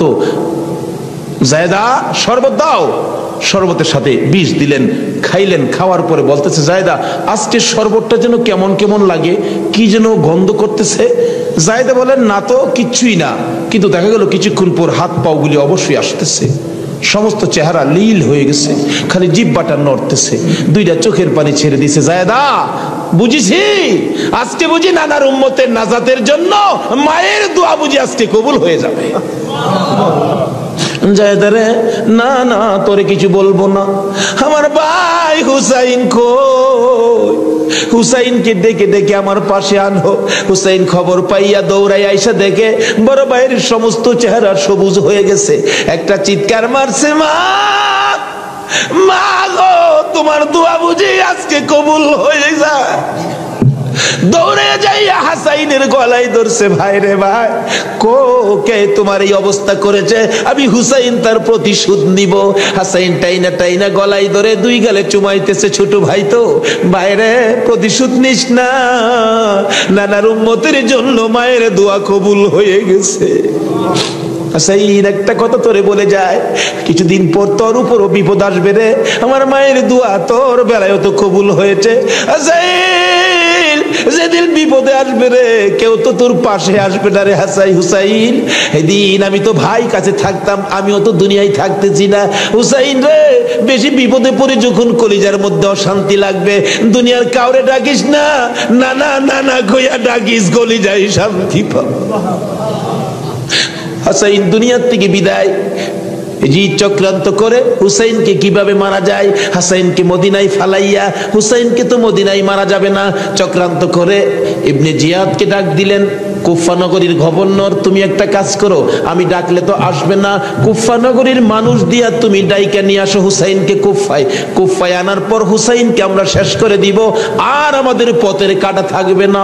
ইবনে জিয়াদ বলেন, কথা তো রাইট, চিঠি পাঠাও। চিঠি পাঠাইতে পাঠাইতে 40,000 চিঠি মদিনায় পাঠাইছে। হুসাইন চিঠি দেখে মুরব্বীদের কি বলতেছেন, চিঠি আসছে কুফায় যাইতে, যাবো কিনা বলেন। মুরব্বীরা চিঠি দেখে বলেন, হুসাইন রে, কুফার চিঠির রং ভালো দেখা যায়, কুফার তরবারির ব্যবহার ভালো হবে না। হুসাইন, আমরা অন্তত পক্ষে তোমাকে যেতে দিব না, হাসাইনের ব্যথাই তো আমরা বলতে পারি না, তোমাকে যেতে দিব না। 40,000 চিঠি, বলুন কয় হাজার চিঠি? মুরব্বীরা বলে, এত চিঠি আছে, দাঁড়াও দেখি একটু পরামর্শ করে। একটা মিটিং করলেন, হুসাইনের পক্ষ থেকে কুফায় তোমরা কে যাইবা, আমাদের নিজেদের লোক যায়, হুসাইন পক্ষ থেকে একটা লোক কুফায় যায়, নিজেদের লোকের কোনো খবর যদি পায় তাহলে আমরা হুসাইনকে যেতে দিব, ও তাদের কথায় হুসাইনকে দেব না, আমরা নিজেরা পরিবেশ বুঝবো। কে যাইবা? একজন লোক দাঁড়াইলেন, ইতিহাস বলেন, যার নাম হলো মুসলিম বিন আকিল। মুসলিম বিন আকিল দাঁড়ায় বললেন, আমি যাব হুসাইনের পক্ষ থেকে। তার 2টা বাচ্চা ছিল, মোহাম্মদ ইব্রাহিম, সোনার পুতুলের মতো 2টা বাচ্চা, ছোট ছোট। বলে, আব্বা আপনি যদি চলে যান তাহলে আমরা তো মা নাই, আমরা কার কাছে থাকবো, তাদের মা মারা গেছে, কই থাকবো আমরা, তাইলে তোমরাও চলো। 3 জনের কাফেলা করে কুফা নগরীতে গিয়ে পৌঁছলেন হুসাইনের পক্ষ থেকে। হুসাইনের পক্ষের লোক পায়া কমপক্ষে 30,000 লোক হুসাইনের নামের উপর মুরিদ হইলেন, বাইয়াত গ্রহণ করলেন। ভাইসাব, বাইয়াত হওয়া, মুরিদ হওয়া সুন্নাত রাসূল। আবার কেউ কেউ আছে মুরিদ বাইয়াত লইয়া টিটকারি মস্কারি করে, বুঝে না ভাই সাহেব, পীরের কাছে মুরিদ হবেন, কত মজার খেলা যে খেলে, আল্লাহর ওলির আল্লাহর সাথে কত খেলা যে খেলে। আল্লাহ কই, এই তানো ফতোয়া লাগাইস না, মাসলা লাগাইস না, এটা আমার খাট বান্দা, খাট জাগাত কোনো দলিল লাগে না, জোরে জোরে খান সুবহান। এক আলেম গেছে মুরিদ হইতো, হক্কানি এক পীর সাহেবের কাছে, এক আল্লাহর ওলির কাছে গিয়া, হুজুর মুরিদ হইতে আইছি। আলেম কইতেছে, বাবা মুরিদ যে হইতে আইছো, মুরিদ হইলে তো পীরের কথা মানুন লাগে। হুজুর পীরের কথা তো মানতে হবে, মানবো, তাহলে শুনো, আজকে তুমি এশারের নামাজটা পড়তে পারবা না। আচ্ছা, এই কথা কইলে কি আপনারা মানবেন? হগল পীরে কয় নামাজ পড়তে হইব, আপনি কোন নামাজ পড়তে পারবে না।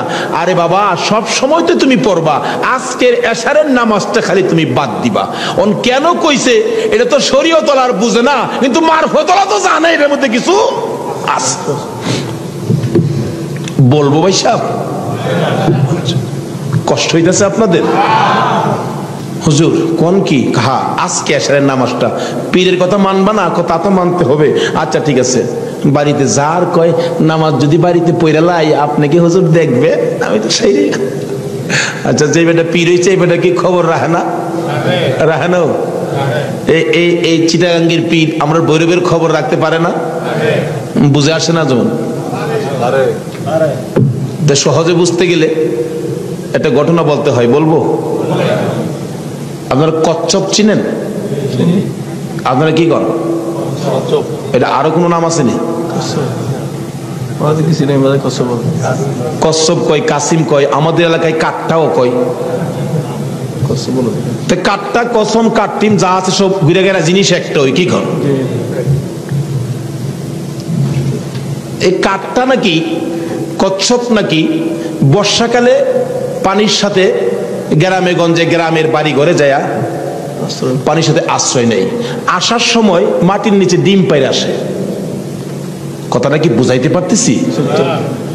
মাটির নিচে ডিম পাইরে আসে, আসার সময় ডিমেরে বইলে আসে তোর জেডার সাথে আই পুরিস। কার সাথে আইতো? জেডা হইল জ্যৈষ্ঠ মাস।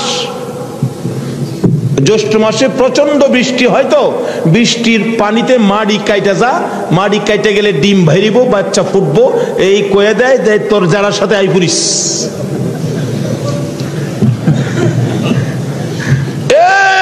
3.5 মাইল দূরে ডিম পাইরা বইলে আইছে জেডার সাথে আই পুরিস। ডিম তো ফুটতেই তো না। 3.5 মাইল দূরেতে আপনাদের কর্ণফুলী নদীর থেকে গিয়া ওই মাঝে মাঝে 3.5 মাইল ভিতরে ডিমের দিকে শীষ ধরে। 3.5 মাইল দূরের থেকে একটা কচ্ছপ যদি ডিমের উপরে তা দিয়া ডিমের বাচ্চা ফুটাইতে পারে, আল্লাহর বন্ধুরা 3,500 মাইল দূরে থাকলেও একটা মুরিদের দিকে এই নজর দিতে পারবে কিনা কোন তো? 3.5 মাইল দূরেতে ডিমের দিকে তা দেয় শীষ ধরে, এই তাই ডিম ফুইটা জ্যৈষ্ঠ মাসও জেডার লগে পানির সাথে বাইসাই। এই ক্ষমতা আল্লাহর ওলিদের আছে কিনা বলুন তো? এটা কে দিছে? আরো জোরে কোন? সে আল্লাহর ওলি বলছেন, বাবা আজকে এশারের নামাজটা পড়িস না, যা। যার কয় হুজুর পড়তাম না, তো কইলেন আপনার সাথে, বাড়ি গিয়ে পয়রা লাইলে কি আর আপনি দেখবেন?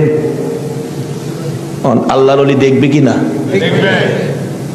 বাড়িতে গিয়ে কয় হুজুর কইছে নামাজটা ছাইরা দিতাম, হুজুরের কথা তো মানতে হবে, একবারে সব না ছাইরা খালি ফরজটা পয়রা লাই, একবারে কেমনে বাদ দিলাই, সারা জীবন নামাজ পড়লাম, আজকে নামাজটা কেমনে বাদ দিলাই, শুধু ফরজটা পইরা ঘুমাই রইছে। রাত্রে নবীজি আইসা ডাকতেছে, কিরে আজকে আমার সুন্নত ছাইরা দিলি? পীরের কথা হই না, কি করলাম, আফসোস। অথচ কোন খেলা খেলাইছে এটা গেলাম, হ্যাঁ এখনো বুঝছে না।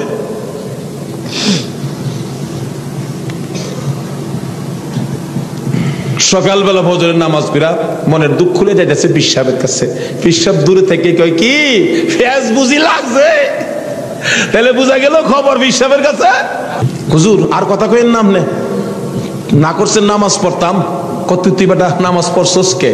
আরে কই কি আমি নামাজ পড়ছি না করছি আপনি জানেন কেমনে? বেটা খালি সুন্নতটা বাদ দিছস, তোর খেয়াল নাই ফরজটা যে পড়ছস, আমি কি জানি না মনে করছস?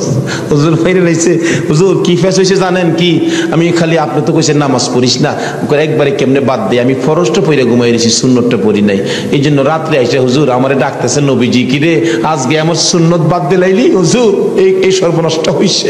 নবীজি এসে ডাকতেছে, আল্লাহর ওলি কই বেটা এইটার লাগি তো কইছিলাম, আজকে যদি ফরজটা সহ ছাইরা দিতে, আজকার নামাজটা খালি ছাইরা দিতে, সুন্নতটা বাদ দিও না, নবীজি আইসা তোরে ডাকতেছে, যদি ফরজটাও বাদ দিতে আমার কথায় আমার আল্লাহ আয়া তোরে ডাকলো। ভাই সাহেব এটা বুঝতে গেলে শরীয়তের মাদ্রাসার পরে মারেফতের মাদ্রাসায় ভর্তি হতে হবে। জানি চট্টগ্রামটা পীর মাসের দিক দিয়া বাংলাদেশের মধ্যে আপনারা উপরে আছেন, এই জন্য আমরা আপনাদেরকে শ্রদ্ধা করি। আল্লাহ হায়াত দেখ সকলকে, সকলে বলুন আমিন। যাই হোক ওইদিকে আমার আলোচনা না, আমার আলোচনা হলো কারবালা। যাই হোক কারবালার দিকে পৌঁছে গেছি, আধা ঘন্টা সময় দিতে রাজি আছেন না আপনারা? আসুন হাইরে কারবালা, যাচ্ছি এবার কারবালা। এবার চিঠি পাইলেন কয় হাজার? মুসলিম বিন আকিল চলে গেলেন, 30,000 লোক মুরিদ হলেন, বাইয়াত গ্রহণ করলেন। খালি কয় মুসলিম বিন আকিল হুসেইনকে কুফায় আনেন না, আমরা হুসেইনকে দেখতাম। তো কুফা নগরী বড় মসজিদে বসে মুসলিম বিন আকিল চিঠি লিখলেন, হুসেইন আর কোনো ভয় নাই, এখানে পরিবেশ আপনার জন্য পাগল, আসলেও পাগল, কিন্তু খারাপ তো খালি এজিদের বংশ। চিঠি পাওয়া মাত্র আপনি চলে আসেন। চিঠি গিয়ে পৌঁছে মহরমের 1 তারিখ। হুসাইন 6 মাসের শিশু আলী আসগর সহ মেয়ে পুরুষ মিলে 72 জনের কাফেলা নিয়ে রওনা হলেন কুফার দিকে, যেহেতু চিঠি পাইছে মুসলিম বিন আকিলের হাতে। ওদিক দিয়ে যেই চিঠি পাঠাইছে শুনছে ইবনে জিয়াদ এজিদের পক্ষের লোক আইসা সবাইকে সরিয়ে দিয়ে, লম্বা ঘটনা, মুসলিম বিন আকিলকে মসজিদের বারিন্দার মধ্যে ফালাইয়া গলায় ছুরি চালাইয়া জব করে দিলেন। মুসলিম বিন আকিলের দুইটা ছোট্ট ছোট্ট বাচ্চা ছিলেন, মোহাম্মদ ও ইব্রাহিম। দুইটা বাচ্চা 12 বছর 13 বছর, সোনার পুতুল। খবর পাইলেন বাবাকে জব করে দিয়েছে। দৌড়াইয়া পালাই রে, জঙ্গলায় যায় লুকায়। দুই ভাই পরামর্শ করে, আমরা দুই ভাইকে যদি ধরতে পারে রে, আমাদেরকেও জব করে ফেলবে, বাচ্চা মানুষ। এদিক দিয়ে ঘোষণা হলো, মোহাম্মদ ইব্রাহিম মুসলিম বিন আকিলের দুইটা সন্তান যদি মদিনায় চলে যায়, খবর দিবে হুসাইন তো আসবে না, দুইটা ছেলেকে যে ধরে দিতে পারো 10,000 টাকা পুরস্কার। আমাদের হিসাব বললাম, লোকেরা তরবারি নিয়ে ঘুরতেছে মোহাম্মদ ইব্রাহিমের তালাশে। ওই দুইটা বাচ্চা পূর্ণিমার চাঁদের মতো চেহারা, সারাদিন লুকাইয়া থাকে। রাত্র হলে মরুভূমির পথ দিয়ে দৌড়ে আর কান্দে আর ডাকে, মদিনার পাখিরা রে আয়, মদিনার খবর, একটা খবর নিয়ে যা, কুফা নগরীর অবস্থা ভালো না, আমাদের বাবা মুসলিম বিন আকিলকে কুরবানি করে দিয়েছে। আমরা দুই ভাইকে খুঁজতেছে, রাস্তা পাই না, কোথায় যাব? হুসাইন যেন কুফায় না আসে, খবর নিয়ে যাও। এভাবে একদিন এক রাত, 2 দিন 2 রাত, 3 দিন পার হইয়া 3 রাত্রের বেলা দুইটা ভাই একটা খেজুরের বাগানের মধ্যে বসেছিল। রাত্রে দৌড়াবে, মদিনায় যাবে, কিন্তু পেটের খিদা, পানির পিপাসা, আর হাঁটতে পারে না। ছোট ভাইটা বড় ভাইয়ের গলায় ধরে কাঁদতেছে, ভাই কলিজা শুকাইয়া গেছে রে, একটা কাজ সামনে যাইতে পারবো না। দুইজন গলাগুলি করে খেজুরের বাগানের মাঝখানে ঘুমিয়ে গেছে। এই খেজুরের বাগানের মালিকের নাম ছিল হারেস। হারেস নিজে ও তরবারি লইয়া ঘুরতেছে। সকালবেলা হারেসের বিবি যাই বাগান দেখবে, যাইয়া দেখে বাগানের মাঝখানে সাপ বিচ্ছুর ভয় থাকে, কিন্তু এই ভয়ের মাঝখানে দুইটা পূর্ণিমার চাঁদের মতো সন্তান ঘুমাইয়া রইছে। আস্তে আস্তে কাছে যাইয়া ছোট্ট ভাইটার মাথায় হাত দিলে, চোখ খুলে দেখি কুফার মহিলা। চিৎকার মারছে, ভাই গো আর ঘুমাইস না, কুফাবাসী আমরার খবর পেয়ে ফেলছে, মদিনায় বুঝি আর যাওয়া হবে না। তুমি আমার মা লাগো, আমার মা নাই, বাবা নাই, আমরা মদিনার সন্তান, আমরা মদিনার আওলাদ, কুফাবাসীর কাছে আমাদের খবর দিও না। মহিলাটা বলতেছেন, মহিলাদের মায়া বেশি, আয় বাবা তোমাদের তালাশে, আমার স্বামীও ঘুরতেছে, এখানে থাকলে কেউ না কেউ তোমাদেরকে দেখে ফেলবে, আসো আমার বাড়িতে নিয়ে লুকাইয়া রাখি, সন্ধ্যা হলে আমি নিজে মদিনায় লইয়া যাইব। মা বোনেরা, এমন একটা ভালোবাসা দাও না গো এই মুহররমের চাঁদে। সন্ধ্যা হইবার আগে বাচ্চা দুইটা রান্না করে রাখছিল। ছোট্ট ভাইটা ঘুম থেকে উঠে বসে বসে কান্দে, মা মা কইয়া। বড় ভাইটা ঘুম থেকে উঠে ডাকে, কান্দিস না রে, কান্দার আওয়াজ শুনলে আমাদের জীবন থাকবে না। এমন সময় হারেস দৌড়াই আসছে ঘরের মধ্যে খানা খাওয়ার জন্য। খানা খাইতে বসে ডাকতেছে, বিবি গো জলদি করে খানা দে, কে জানি পুরস্কারের বাগি হইয়া যায়। এমন সময় রান্না করে কান্দার আওয়াজ শুনলে ডাকতেছে, বিবি রান্না করে কে কান্দে? বিবি বলেন, তোমার ঘরে নয়, অন্য ঘরে কান্দে। বিবি রে, আমার ঘরে কান্দার আওয়াজ শোনা যায়। বিবি মিথ্যা কথা কোস, আমার ঘরে কান্দা। বিবি বলেন, তোমার ঘরে নয়, কুফাবাসীর সন্তানেরা কান্দে। হারেস বলেন, বিবি রে, কুফাবাসীর কান্দা এত সুন্দর না। বাসন ধাক্কা দিয়ে সরাইয়া তরবারিটা লইয়া ওইটা দাঁড়াইলে বিবি পিছন দিয়ে আঞ্জে ধরেছে, স্বামী আর সামনে যাও না, হে মদিনার ময়নাদের গলায় ছুরি দিও না।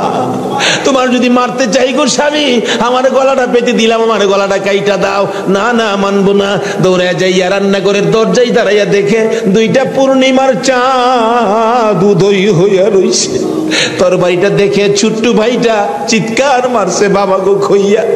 বড় ভাইটা কান্দে, কান্দিস না, আমার বাবা গেল যেইভাবে রে, আমরাও যাইব সেইভাবে।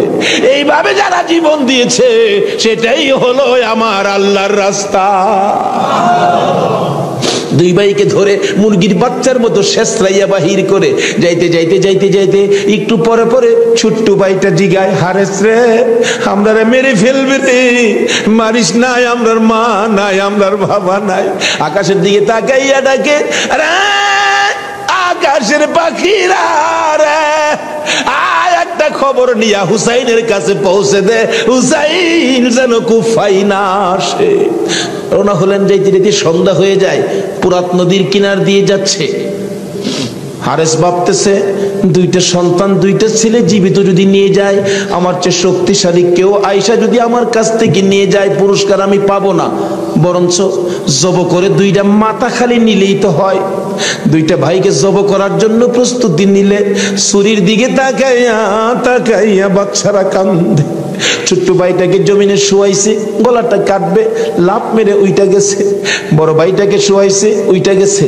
আবার জোর করে জমিনে শুয়াইয়া ছোট্ট ভাইটাকে বুকের উপর পাড়া দিয়া ধরছে, মাথার মধ্যে চাপা দিয়ে ধরে গলাটায় ছুরি চালাবে, ছুরির নিচে তাইকা কাঁদতেছে, হুসাইন আইসো না গো, কারবালায় আইসো না, এই কুফা নগরীতে আইসো না, কুফার মানুষের তরবারির ব্যবস্থা ভালো না। গলা কেটে দিলেন বড় ভাইটারে, গলা কেটে দুইটা ভাইকে দুই দিকে ধাক্কাইয়া পুরাত নদীতে ফেলে দিলেন, মাথা ছাড়া বডিখানি ফেলে দিয়ে মাথা রুমালের প্যাকেট করে রওনা হলে শুনে পিছন দিয়ে আবার ডাকতেছে, হারেস রে আমরা দুই ভাইয়ের মারিস না। হারেস বলেন মাথা কেটে নিয়ে আসলাম। আবার ডাকে কে?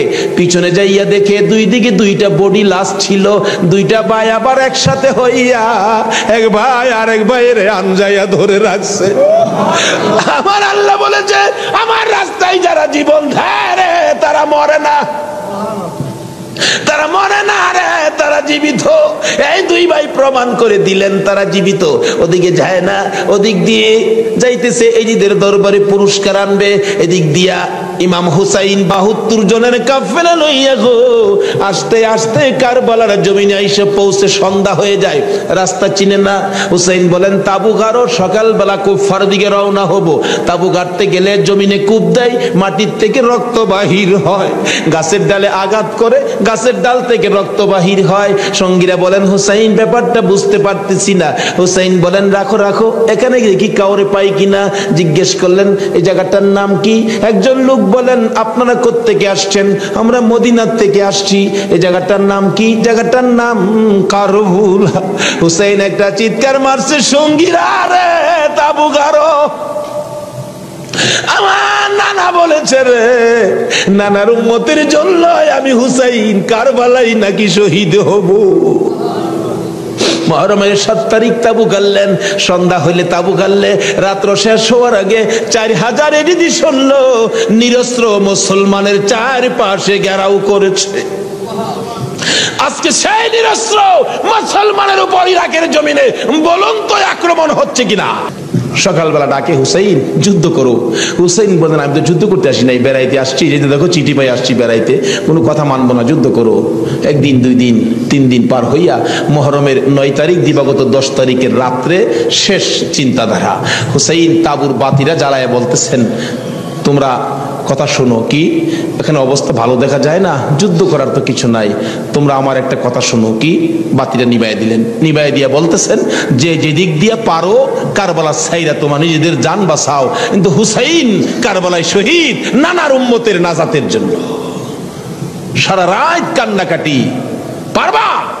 9 তারিখ দিবাগত রাত্রে টিভির বার্তাটা বন্ধ রাখতে, রেডিওর চাবিটা বন্ধ রাখতে।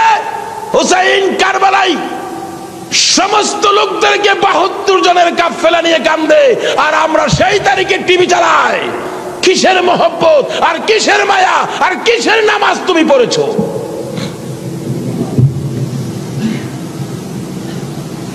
যদি কথা দিতে পারো 9 তারিখ দিন গিয়া রাত্রে টিভি আর চালাবো না, আর গান বাজনা করবো না।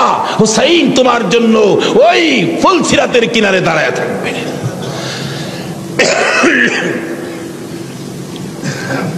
সকাল হয়ে যায়, ফজর আজান দিলে নামাজ পড়ে। নামাজ পড়লেন, এত বিপদ তারপরও হুসাইন নামাজ ছাড়ে না পড়ে। তাহলে বোঝা গেল এই নামাজ ছাড়া গেলে হুসাইনকে পাবো না। নামাজ পড়ে কোরআন শরীফ পড়তে বসছেন, এমন সময় শাহরবানু 6 মাসের বাচ্চাটা নিয়ে ডাকতেছেন, স্বামী স্বামী গো 3 দিন পর্যন্ত খানা পিনা কিচ্ছু নাই তাবুতে, এই মরুভূমির গরমের তাপে বাচ্চাটার কলিজা পর্যন্ত শুকায় গেছে, দেখো জিহ্বাটা নাড়াইতে পারতেছে না, 6 মাস কথা বলতে পারে না, তো একটু পানি যদি খাওয়াইতে পারো মনে হয় বাচ্চাটা বেঁচে যাবে, না হয়তো বাচ্চাটা মরে যাবে। হুসাইন কো দাও দাও দাও, কুলে নিয়ে কাঁদতেছে আর ডাকতেছে, এই যদি সৈন্যরা রে এরকম বাচ্চা তো তোদেরও আছে, দুষ করলে আমরা করছি, এই তো কোনো দুষ করে নাই, একটু পানি বাচ্চাটারে দে। আমার নানা না হইলে কিচ্ছুই হইতো না, এই পানি হইতো না। আজকে আমার নানার আওলাদ মারা যাবে পানির জন্য, একটু পানি দে, অনুরোধ তোদের কাছে, একটু পানি বাচ্চাটারে দে, আমাদেরকে দরকার নাই, বাচ্চাটারে দে। এইভাবে ডাকতেছে আর যাইতেছে। দূর থেকে একটা এরিদি সৈন্য হুসাইনের দিকে লক্ষ্য করে তীর মারলেন। তীর আইসা হুসাইনের গায়ে তো লাগলো না, হুসাইনের কুলে 6 মাসের শিশুর কলিজাটার মাঝখান দিয়ে তীর ঢুকে গেছে। আলী আসগর বাবার মুখের দিকে তাকাইয়া জিহ্বাটা বাহির করে দিছে, দুইটা চোখ উল্টাইয়া চোখের পানি ছেড়ে ছেড়ে বুঝাইতেছে, বাবা গো মায়ের কাছে বলে দিও আর জীবনে পানি চাইতাম না। হুসাইন বলেন, টান দিয়ে তীরটা যখন খুলে ফেললাম, তীরের আগার মধ্যে আমার বাবার কলিজা সিরা আইসা পড়ছে। মৃত শিশু কুলে লইয়া তাবুর পাশে যাইয়া লম্বা ঘটনা ডাকতেছে, ও শাহর বানু কোথায়? কেন? এই যে নাও তোমার ছেলেরে পানি খাওয়াইছি। বেরিয়ে দেখে মা দুকিনি, বাবার জিহ্বা বাহির হইয়া রইছে, চোখ দুইটা উল্টা লইছে, বুকের মধ্যে রক্ত দেখা যায়, চিৎকার মারছে, মাবুদ আমার বাবা কুল পানি খাইছে গো। এই জমিনে যে নবীর জন্য সব বানাইছো, সেই নবীর উম্মত পানি পায় না, তীর খায়া মরে আর কলিজা মানে না। এইভাবে কাঁদতেছিলেন। মুহররমের 10 তারিখ সকালবেলা আলী আকবর 18 বছরের পালোয়ান দৌড়াই আসছেন। মা কেন কান্দো? দেখাইলেন, দেখো তোমার 6 মাসের ছোট্ট ভাইয়ের অবস্থা। আলী আকবর দেখে আর সহ্য করতে পারে না, রক্ত হাতে নিয়ে বলতেছেন, মাবুদ গো এ রক্ত ছুঁয়ে কসম খাইলাম এই যদি সৈন্যরে ছাড়বো না। যুদ্ধ শুরু হয়ে যায় মুহররমের 10 তারিখ। আলী আকবর যুদ্ধ করতে করতে পিপাসিত ক্লান্ত হইয়া তাবুতে ফিরে এসে ডাকতেছেন, মা মা এক গ্লাস পানি যদি খাওয়াইতে পারো, কথা দিলাম সমস্ত কারবালার সৈন্য, এই যদি সৈন্য ওদেরকে আমি খতম করে ফেলবো। মা চোখের পানি ছেড়ে ছেড়ে বলেন, আলী আকবর রে, পানি যদি থাকতো তোর ভাই কি তীর খায়া মরতো? নাই রে বাবা, পানি নাই, পানি নাই। মায়ের পায়ে সালাম করলেন আর চোখের পানি ছেড়ে দিলেন। মা মা গো বিদায় দাও গো, দেখা হবে হাসরের ময়দানে। যাইতে যাইতে যাইতে যাইতে একটু যাই আবার ফিরে ফিরে চাই, মা বিদায় দাও, দেখা হবে হাসরের ময়দানে। মা দুইটা হাত বাড়ায় ডাকে, আর ফিরে ফিরে চাইস না রে বাবা, আর ফিরে চাইস না, সহ্য হয় না। যুদ্ধ করতে করতে আলী আকবর শহীদ। এইভাবে পুরুষ যারা ছিল সব শহীদ, শুধুমাত্র বাকি জয়নাল আবদিন বিমারি আর ইমাম হুসাইন। হুসাইন তরবারিটা নিয়ে পোশাক পরে তৈয়ার হলেন। জয়নাল আবদিন দাঁড়াইতে পারে না, পড়ে যায়। তারপরেও ডাকে, হুসাইন গো তুমি যাইও না, আমি জয়নাল যাব। বিমারি উঠতে পারে না, তবু হুসাইনের পক্ষে যাইতে চায়। আর আমরা শক্তিশালী হইয়াও হুসাইনের পক্ষে যাইতে চায় না। এবার বলতেছেন, জয়নাল রে তুমি যাইও না, তুমি যদি যুদ্ধের ময়দানে শহীদ হয়ে যাও, নবীর বংশের বাতি টুকুন কে জ্বালাবে? হুসাইন যুদ্ধে চলে যায়। লম্বা ঘটনা সংক্ষেপ করে দিলাম। মুহররমের 10 তারিখ যুদ্ধ করতে করতে তীরের আঘাত, বল্লমের আঘাত লাগে আর রক্ত জর্জর করে পড়ে, রক্তে জামা ভিজে যায়, গোড়ার পিঠ পর্যন্ত লাল হয়ে যায়। আরে রক্তে লালে লাল হইল কারবালার ময়দান। বলুন, রক্তে লালে লাল হইল, শহীদ হলো ইমাম হুসেন নবীর জানের জান, শহীদ হলো ইমাম হুসেন নবীর জানের জান। রক্তে লালে লাল হইল কারবালার ময়দান, হায়রে রক্তে লালে লাল হইল। এজিদ সেনা সীমার এসে হুসাইনের বুকে বসে, এজিদ সেনা সীমার এসে হুসাইনের বুকে বসে, ছুরি দিয়ে কাটে গলা, বাঁচে না আর প্রাণ, ছুরি দিয়ে কাটে গলা, বাঁচে না আর প্রাণ। রক্তে লালে লাল হইল কারবালার ময়দান, হায়রে রক্তে লালে লাল হইল। দুধের শিশু আলী আলিয়াস ঘরে পানি চাইলো মায়ের দ্বারে, দুধের শিশু আলিয়াস ঘরে পানি চাইলো মায়ের দ্বারে, পানি পানি বলে সে যে দিয়ে গেল প্রাণ, পানি পানি বলে সে যে দিয়ে গেল প্রাণ, রক্তে লালে লাল হইল কারবালার ময়দান, আইরে রক্তে লালে লাল হইল।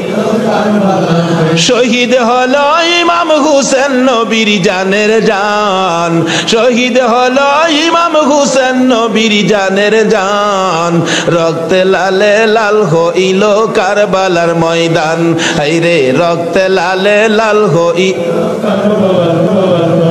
বলতেছিলাম হুসেন সমস্ত শরীর থেকে রক্ত ঝরে ঝরে দুর্বল হয়ে যায়, পানির পিপাসিত ক্লান্ত হইয়া গুড়ার থেকে নেমে যায়, পুরাত নদীর পুনার কিনারে যাইয়া একটু পানি হাতে নেয় খাওয়ার জন্য, হাতে নেয় পানি হয়ে যায় রক্ত। হুসাইন কান্দে, মাবুদ গো আমার নানা না হইলে কিছু হইতো না, আমার নানা না হইলে জগতের কিছু হতো না, পানিও হতো না, আজকে নানার বংশ নানার আওলাদ পানি পায় না, আমি হুসাইন পানি খাবো না। এবার দৌড়া যাইয়া আবার চাইলেন গুড়ার উপরে উঠবো, যুদ্ধ করবে। হুসাইন গুড়ার উপরে উঠতে চায়, শরীর দুর্বল, গুড়ার উপরে উঠতে পারে না, বারবার চেষ্টা করে উঠতে পারে না, অবশেষে গুড়ার উপরে পিঠটার মধ্যে হাতটা দিয়ে মাথাটা ফালাইয়া কাঁদতেছে, বাবু আমার নানার উম্মতের জন্য মায়ের দোয়া বুঝি কবুল হয়ে গেছে। বহু চেষ্টা করলেন, ঘোড়ার পিঠের উপরে আর উঠতে পারে না, দৌড়া এসে সীমার ধাক্কা দিয়ে জমিনে ফালাইয়া বুকের উপর চড়ে বসছে। হুসাইন বলেন, সীমার রে আমার নানা বলেছে রে কারবালায় শহীদ হব, আমার নানার উম্মতের মুক্তি পাবো, সীমার আজকে জুমার দিন আমারে 2 রাকাত জুমার নামাজ পড়ার সুযোগ দে। ও নবীর উম্মতেরা, নবীর আশেকেরা, হুসাইনের আশেকেরা গো, এই 2 রাকাত নামাজ জুমার নামাজ ছাইরো না, আমার নবীর শাফায়াত নসিব হবে না। রক্তে লাল হইয়া যদি হুসাইন 2 রাকাত জুমার নামাজ পড়তে পারে গো, আজকাল থেকে কথা দিতে হবে জীবনে কোনোদিন জুমার নামাজ ছাড়তে পারবা না। জুমার নামাজ আদায় করতে সময়টুকুন দিলে নামাজ শুরু করে দিলেন, রুকু সিজদার কাজ শেষ করে তাশাহুদে বসে সালাম ফিরানের আগ পর্যন্ত কাছাকাছি বসে বসে এই যদি সৈন্যরা নামাজের ভিতরে প্রত্যক্ষদর্শীরা বলেন এক একটা করে তীর মারে হুসাইনের গায়ে, ডান দিক দিয়ে যদি তীরটা মারতো বাম দিক দিয়ে বেরিয়ে যাইতো, সামনে দিয়া মারলে পিছন দিয়া বেরিয়ে যায়, এই কিসিমের তীর গো নামাজের ভিতরে বাহু তুরটা তীর লাগাইছে।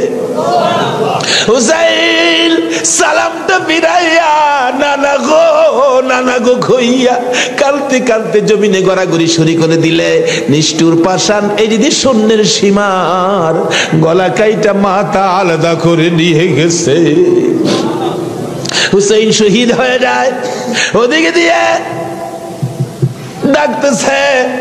মুহররমের 10 তারিখ সন্ধ্যা যখন হয়ে গেল, উম্মে সালমা বলেন আমি মাগরিবের পর থেকে শুনতেছি নবীর রওজার চারপাশে কে যেন হাউ মাউ করে কাঁদতেছে। মনে বড় অশান্তি, কিসের কান্দার আওয়াজ, দৌড়ায় যাইলাম, যাইয়া দেখি কোনো মানুষ দেখি না, কে যেন কান্দে।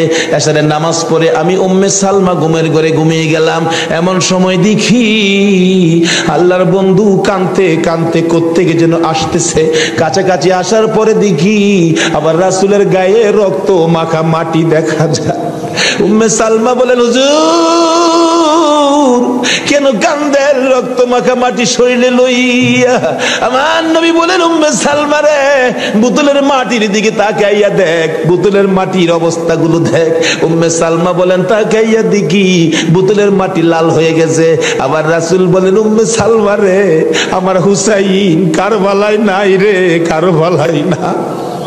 উম্মে সালমা বলেন, প্রশ্ন করলাম ইয়া রাসূলুল্লাহ, হুসাইন তো কারবালায় শহীদ, আপনার রওজার পাশে কাঁদলো কে জানতে চাই। আমার নবী বলেন, আরে উম্মে সালমা আমার হুসাইন যখন কারবালার জমিনে তীরের আঘাতে নানা কইয়া ডাক মারছে রে, আমি নবী রওজার থেকে বাহির হইয়া দৌড় মারছি। ওই সময় রহমতের ফেরেশতারা আমার রওজার পাশে বসে বসে কাঁদছে। আমি কারবালায় যাইয়া দেখি আমার হুসাইন তীরের আঘাতে রে নানা নানা কইয়া গড়াগড়ি করে। আমি হুসাইনকে আনজায়া ধরছি, হুসাইন তীরের আঘাতে যতটা গইর দিছে রে, আমি রাসূল হুসাইনের সাথে ততটা গইর কারবালার জমিনে দিয়েছি। এই হুসাইনের রক্ত কারবালার মাটিতে পড়েছে, এই রক্ত মাখা মাটি আমি নবীর গায়ে লাগছে।